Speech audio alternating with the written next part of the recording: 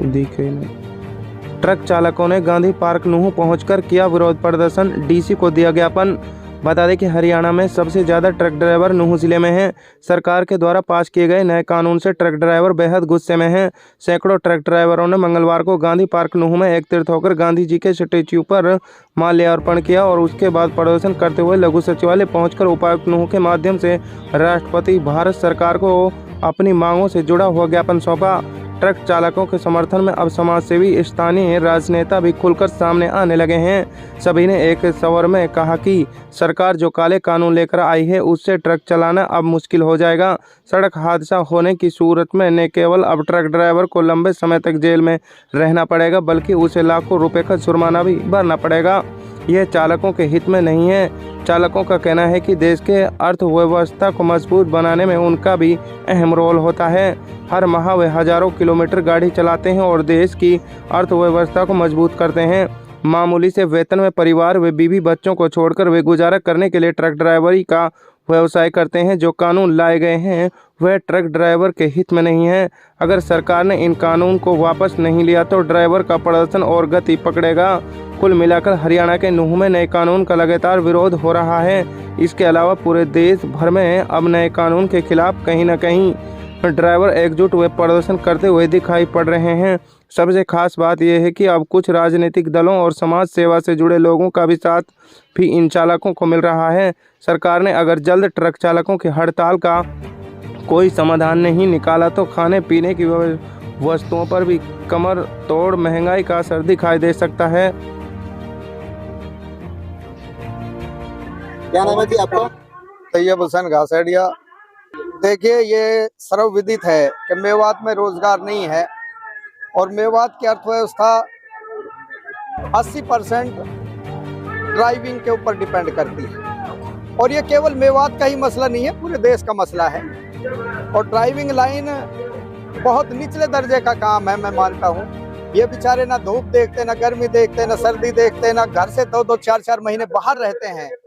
और ऊपर से पुलिस कार आरटीओ का जो अभी बताया हमारे साथी ने, इतना डंडा होता है कि हमेशा रुसवाई और जिल्लत की जिंदगी जीने को मजबूर होते हैं। ऊपर से इनके ऊपर जो एक काला कानून थोपा गया है कि अगर कोई एक्सीडेंट हो गया और वहां से भाग गया तो 10 साल की कैद और 7 लाख रुपए जुर्माना।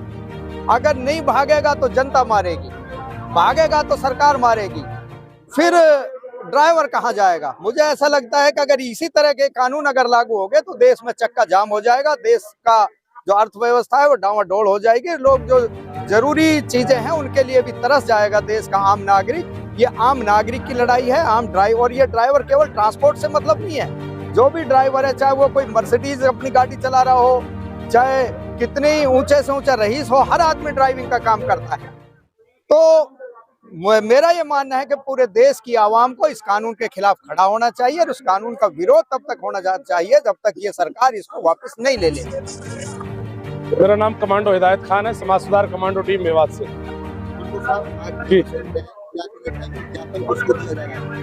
आज ज्ञापन डीसी साहब को दिया जाएगा। ये काला कानून जो लाई है सरकार कि ये काला कानून जो हिट एंड रन के अगेंस्ट ये चीज आई है, ये बहुत ही भयानक कानून आया है। इसमें कोई भी जस्टिफाई नहीं कर पाएगा कि किस ड्राइवर की गलती है, किस छोटी गाड़ी की है, बड़ी गाड़ी की है। ये बड़ा आक्रोश है देश के अंदर, क्योंकि आम बाइक से लेकर ऑटो से लेकर हर आदमी जो गाड़ी चलाता है वो हर ड्राइवर के लिए बिल्कुल अंधा कानून आया है। इसमें कोई भी जस्टिफाई नहीं कर पाएगा मौके के अनुसार। कैसे क्लियरिफाई होगा? इससे करप्शन बढ़ेगा। इससे कोई भी प्रशासनिक अधिकारी बोलेगा पुलिस का आदमी कि नहीं तेरी गलती है, नहीं तो 10 साल जेल जाना पड़ेगा, नहीं तो उतना पैसे दो। इसमें करप्शन बढ़ेगा, इसका मिसयूज होगा। इस कानून से साफ सीधी बात है, मेरी किसी से दुश्मनी है, मैं बोलूंगा उसकी गाड़ी मुझे मार गई है, फला परिवार को मार गई, रिश्तेदार को मार गई, मारेगा कोई और, बहाना किसी और करेगा। कैसे सरकार जस्टिफाई कर पाएगी इस कानून को? इसको फौरन वापस लिया जाए और ड्राइवर आयोग बना जाए। ये एक आवाज बुलंद करने का समय है और इस समय ड्राइवरों के लिए एक रोष है, क्योंकि देश की अर्थव्यवस्था को चला आज हमारे ड्राइवर रहे हैं। आप देख सकते हो कोरोना काल के समय में यदि ड्राइवर ना होते तो हमारे देशवासी कैसे बचते, कैसे मेडिकल दवाइयां पहुंचती, कैसे गैस पहुंचता, कैसे ऑक्सीजन पहुंचता। आप खुद समझ सकते हैं, ड्राइवरों की बदौलत ही हम कोरोना काल में बच पाए थे। साथियों, ड्राइवर देश का आंतरिक सिपाही है, ड्राइवर अर्थव्यवस्था को चलाता है। साथियों, देश के अंदर 22 करोड़ ड्राइवर है। आज सारे ड्राइवर के अंदर ये रोष है। आए दिन रोड एक्सीडेंट होते हैं, अगर वो रुकेगा जो उसको जनता मार देगी, अगर भागेगा तो उसको सरकार के कानून मार देगा। आखिर ड्राइवर करे तो क्या रहे, क्या वो आखिर चाय की दुकान खोल लेगा, छोटा मोटा कारोबार कर लेगा, बच्चों के पास रह लेगा, वो बिल्कुल भय के माहौल में है और बिल्कुल परेशान है और बिल्कुल ये गलत कानून है। इससे सिस्टम बिल्कुल खराबी होगी, उसका मिसयूज सबसे ज्यादा होगा। मैं चाहता हूँ इस कानून को फौरन वापस किया जाए। नाम हारून खान चंदेनी।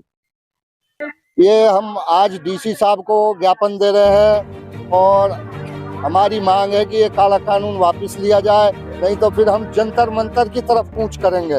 हम ये पूरा संघर्ष करेंगे। ये तो हमारे बच्चों का, हमारे भविष्य का बिल्कुल गला घोट दिया है सरकार ने, तो हम इसको बहुत ऊंचे तक करेंगे, आगे तक ये कानून बढ़ाएंगे। और ये कानून गलत है हर किसी के लिए, चाहे कोई बाइक का ड्राइवर हो, ऑटो का ड्राइवर हो या मर्सिडीज का ड्राइवर हो, है तो वो ड्राइवर लाइसेंस उसके पास भी है, ऑटो वाले के पास भी है। तो इसमें सरकार कैसे डिसाइड करेगी कि ये किसकी गलती है? कि तकरीबन 42,000 लोग नूह जिले के हैं। नूह जिले के 42,000 लोग हैं जो बड़ी गाड़ियां चलाते हैं, और बाइक और जो कार वगैरह ऑटो ये अलग है। 22,000 तो लाइसेंस वो है जो हैवी लाइसेंस है नूह अथॉरिटी से। किस तरह से घर से निकलते हैं, क्या कहना चाहेंगे, क्या परेशानी होती है? परेशानी तो बहुत है जी।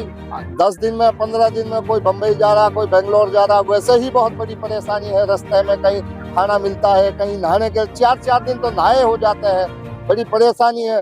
उधर से पार्टियों का जोर, माल टाइम पे पहुंचे, उधर से अगर फ्रूट या सब्जी लेकर आते हैं तो उसका भी टाइम होता है। फिर आजादपुर मंडी में क्या सरकार को पता नहीं है कि रात दिन चोरी होती है? किसी का किराया छीन लेते हैं, किसी का मोबाइल छीन लेते हैं, किसी के कपड़े ले जाते हैं, उस पर तो सरकार का कोई ध्यान नहीं है।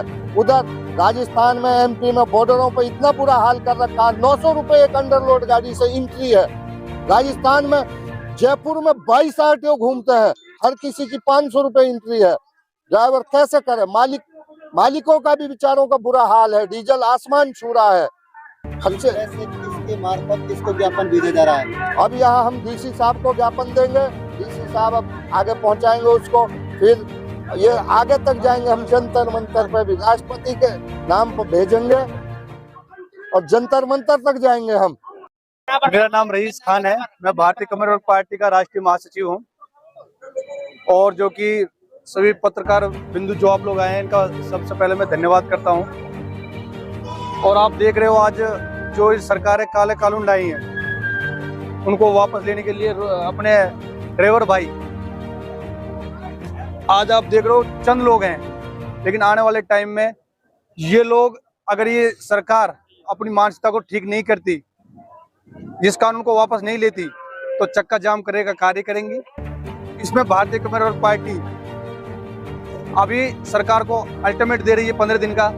यदि वो 15 दिन के अंदर अपना ये बनाए हुए कानून वापस नहीं लेती, तो 15 दिन के बाद भारतीय कम्युनिस्ट पार्टी के हर कार्यकर्ता रोड पर आकर इस कानून का विरोध करेगा और आवाम के साथ कंधा से कंधा मिलाकर भारतीय कम्युनिस्ट पार्टी का हर कार्यकर्ता इस लड़ाई को लड़ने के लिए तैयार है।